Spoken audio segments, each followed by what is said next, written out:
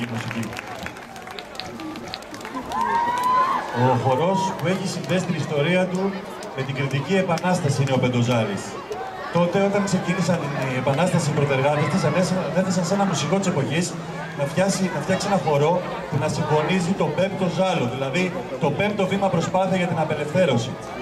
Η σύνδεση του χορού τελείωσε 10 μέρες πριν την έναρξη της Επανάστασης, γι' αυτό και τα βήματά του είναι 10, συμβολίζοντας την πορεία προς την κρίσιμη ημέρα και χορεύεται από τότε από τους χορευτές του, πιασμένους από τους ώμους για να δηλώσουν την αλληλοϊποστήριξή τους στην επικείμενη εξαίρεση.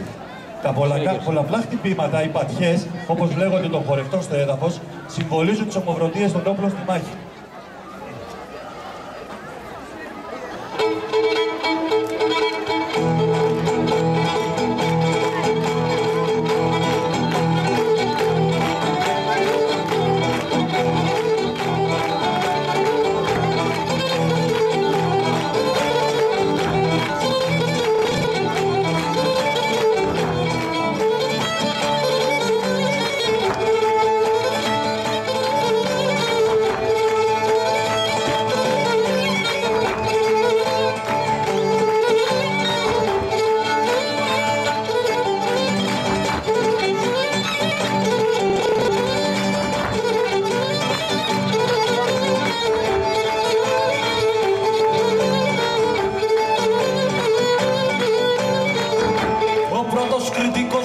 Είναι το Πεντοζάλι, είναι το Πεντοζάλι, είναι το Πεντοζάλι.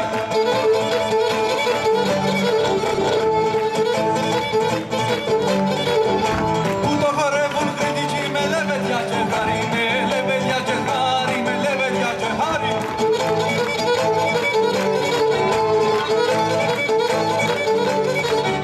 Σαν θες να μάθεις το